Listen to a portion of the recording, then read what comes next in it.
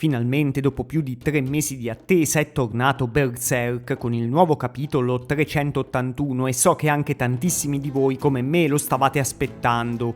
Nello scorso capitolo Rakshas era stato colpito da Silat mentre stava per attaccare Guts, anche se non si era capito bene se fosse morto definitivamente. Sul finale Shirk aveva raggiunto Falconia con il suo corpo astrale per trovare Casca.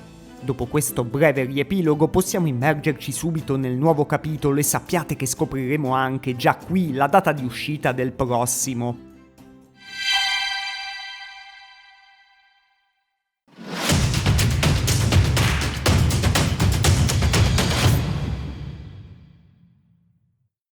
Il nuovo capitolo si intitola Una mezzaluna splende sulla schiena dell'esule e ha 22 pagine.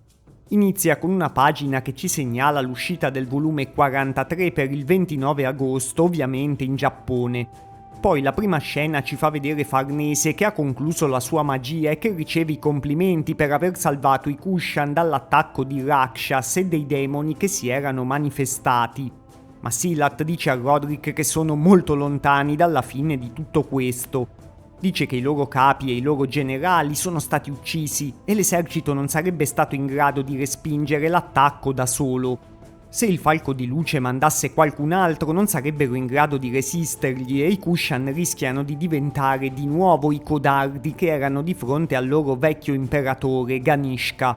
Secondo Silat anche gli attuali capi dei Kushan sono nella confusione e la situazione rimane decisamente cupa. Roderick comunque continua a fare i complimenti a Farnese e le dice che dovrebbe essere orgogliosa di aver salvato tutti. A questo punto però fanno la loro comparsa dei nuovi personaggi. Serpico spiega che sono i monaci dei Kushan e usano un linguaggio speciale per recitare i sutra. Vediamo che questi monaci stanno accompagnando Guts, che ha sempre una mano incatenata. Roderick rimane sorpreso e si domanda gridando perché Guts sia lì. Serpico invece realizza molto rapidamente che questi monaci in realtà sono degli stregoni. Pensa che forse la compagnia di Guts è già stata travolta dagli avvenimenti senza nemmeno rendersene conto e pensa anche che loro devono essere caduti nel piano di quella vecchia volpe di Daiba. Roderick continua a gridare perché non capisce come si siano permessi di mettere le mani su Guts, ma Silat gli consiglia di stare in silenzio.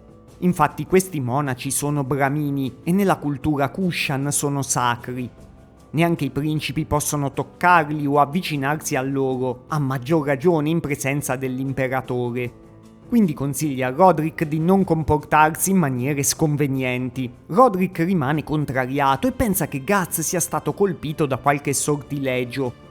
Farnese a quelle parole fissa intensamente Guts, forse usando anche i suoi poteri magici per scrutare dentro di lui. Ma ecco che arriva il solito Isidoro a rompere la tranquillità insieme a Puck. Pure lui grida contro gli stregoni Kushan perché vuole che lascino stare Guts. La cosa non fa molto contenti i Kushan e il loro imperatore chiede a Daiba di cacciarlo via. Pure Daiba è infastidito dal comportamento di Isidoro e risponde che obbedirà subito all'imperatore. Isidoro continua a gridare chiedendo che cosa vogliano fare a Guts, ma viene fermato dalle guardie dei Kushan. Allora Daiba comincia a fare un discorso rivolto all'imperatore che sarà molto importante. Una grande calamità ci ha colpito, dice, ha strappato le vite di moltissime persone in città. Così vorrei condurre i monaci in una cerimonia per onorare i morti, per quanto improvviso e egoistico possa essere. L'imperatore dice a Daiba che non è senza cuore e può cremare i morti, ma gli domanda chi sia quell'uomo con un solo braccio davanti a lui. Infatti non gli sembra per niente un monaco. Questo non è un monaco, gli spiega Daiba, anzi è un criminale, gravato dal peso del karma. Nel suo stato attuale è perso, alla deriva. Questa affermazione cattura l'interesse di tutti i Kushan che pensano che Daiba sia quello che conosce meglio la situazione. E l'imperatore allora gli ordina di imprigionare il peccatore, condannarlo a morte, insomma qualunque cosa per toglierselo dai piedi. Daiba allora rincara la dose e dice davanti a tutti i nobili Kushan che Guts è colui che ha invitato demoni e calamità. È il vero colpevole che ha trasformato la città in un mare di sangue e ha scatenato l'inferno stesso. A queste parole tutti i Kushan rimangono sbalorditi e l'imperatore ordina a Daiba di spiegare meglio cosa sta dicendo. C'è un marchio sul suo collo, dice Daiba. È il portatore di un marchio maledetto. È un totem infernale che respinge la vita e richiama l'oscurità. Un marchio della peggior specie. Tutti i Kushan chiaramente accolgono queste parole in modo molto negativo per Guts, pensando che sia colui che ha portato demoni e spiriti malvagi nella loro capitale. Daiba però aggiunge un'ultima cosa rivolto all'imperatore. Decapitare quest'uomo sarebbe cosa facile, ma non posso prevedere cosa potrebbe succedere dopo. Dovrei comunque disfarmene? L'imperatore allora cambia idea e ordina gridando di bandire Guts immediatamente e di mandarlo in catene ai confini della terra. I nobili Kushan gridano tutti dando ragione al loro imperatore e intanto Daiba, molto soddisfatto, dice che obbedirà. Roderick e Farnese rimangono sorpresi da questo cambio improvviso della situazione, mentre Guts se ne sta in silenzio con un'espressione desolata. Sembra che Silat stesso non sapesse del marchio del sacrificio, infatti rimugina tra sé e sé su questa nuova informazione, pensando che Guts non sia più una risorsa utile per la guerra. Ma qualcosa non gli torna, infatti ripensa al grembo dei demoni o Beherit umano. Questo era un artefatto creato da Daiba con i corpi degli apostoli che serviva per generare i Daka e è stato usato anche da Ganishka per raggiungere la sua seconda trasformazione nella forma Shiva. Secondo Silat, Daiba sta pianificando qualcosa, così dice ai Tapasa che dovranno seguire Daiba insieme a lui, presumibilmente di nascosto. Poi la scena si sposta su Morda e i maghi Ginnar, Thrain, Skirbil e Gedfring che stanno vegliando su Shir che è ancora senza sensi. La scena è solo un siparietto comico perché i maghi chiedono a Morda quando sarà la cena nonostante abbiano appena mangiato. Il capitolo finisce con la processione dei Kushan voluta da Daiba che sta portando via Guts dalla capitale verso un bosco. Vediamo che Isidoro sta seguendo Guts per conto suo, mentre i monaci accompagnano Guts. È molto bello il fatto che Isidoro non voglia abbandonare Guts e si metta a seguirlo mentre viene portato via, ricalca un po' anche come Guts stesso si comportava in passato verso le persone a cui teneva. L'ultima vignetta inquadra gli occhi di Daiba e dietro c'è il viso di Guts con un'espressione sorpresa. La scritta finale "Cosa ci aspetta" fa presagire che stia per succedere qualcosa di veramente inatteso. E da qui sappiamo anche che il prossimo capitolo, il 382, uscirà nel prossimo numero della rivista Young Animal, quindi tra sole 2 settimane, il 27 giugno. E per essere sicuri di non perdervelo, ricordatevi di iscrivervi al canale e di attivare le notifiche. E se volete seguirmi anche su X o Twitter, lì vi aggiorno sempre sulle date di uscita dei capitoli di Berserk. Sto pubblicando anche sul canale in questo periodo molti video più lunghi del solito a tema storico che sicuramente possono interessare anche a voi che seguite Berserk, quindi dateci un'occhiata, vi aspetto con piacere pure lì. Ma adesso andiamo a analizzare il nostro capitolo.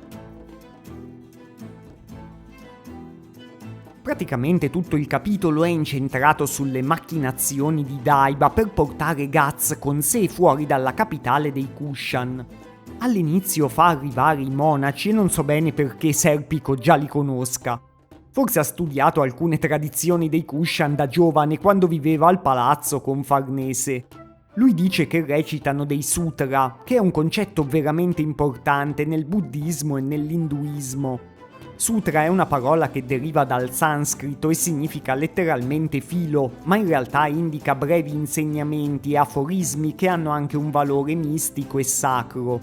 Nel capitolo compaiono anche altri termini della tradizione religiosa orientale, infatti i monaci sono chiamati Brahmini e i demoni vengono definiti dai Kushan Preta. I Brahmini sono la casta sacerdotale dell'induismo e i Preta sono effettivamente degli esseri rinati in una condizione inferiore a quella umana, a causa del loro comportamento dettato dall'avarizia o dalla gelosia. Quindi sono proprio una specie di equivalente dei demoni.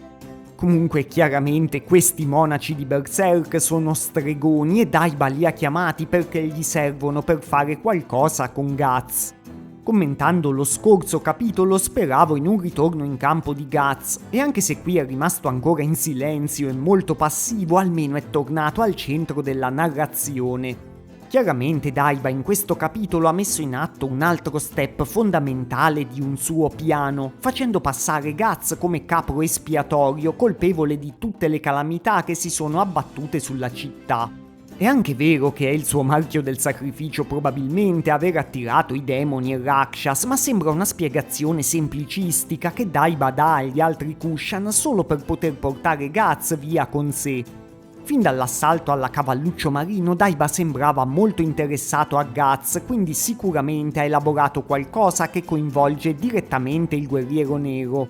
Non penso che voglia ucciderlo, infatti inganna l'imperatore facendogli credere che se uccidessero Guts potrebbe succedere di tutto.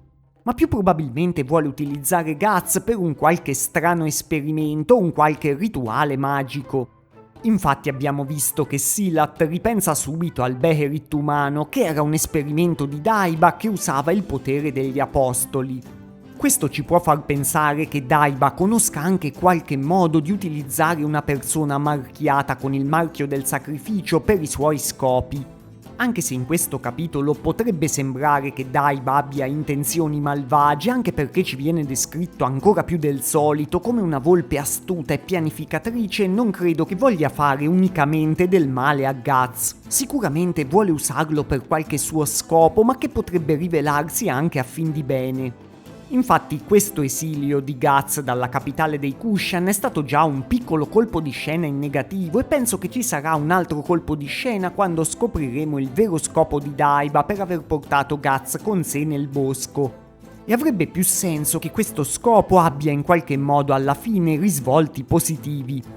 Daiba è sempre rimasto stupito dal fatto che Guts possedesse il prana di Durga, che sempre nei termini della sua cultura indica un'energia vitale associata alla guerra e alla distruzione. Magari sarà proprio l'occasione che aspettiamo da tanto tempo per un ulteriore power-up di Guts che magari rilasci un qualche vero potere collegato anche alla bestia dell'oscurità che vive dentro di lui. In alternativa Daiba potrebbe anche rivelarsi definitivamente come malvagio e consegnare Guts a Griffith, che tutti vi ricorderete aveva detto di voler andare verso est. Mi sembra abbastanza improbabile, ma magari Daiba ha deciso da tempo di tradire i suoi per schierarsi con il Falco di Luce.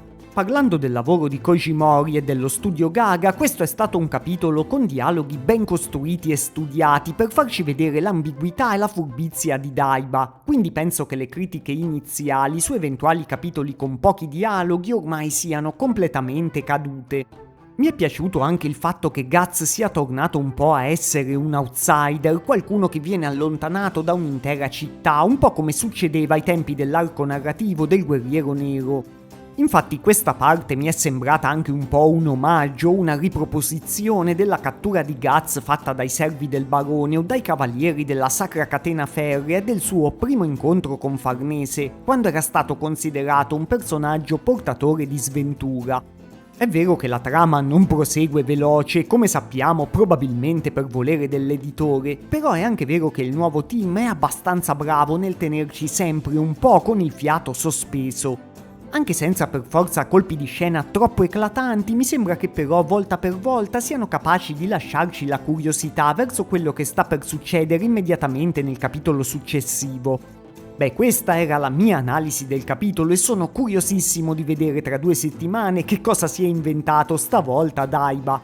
Scrivetemi anche voi nei commenti le vostre teorie sulle cose assurde che stanno per succedere, perché non vedo l'ora di leggerle. Grazie per la visione e a prestissimo.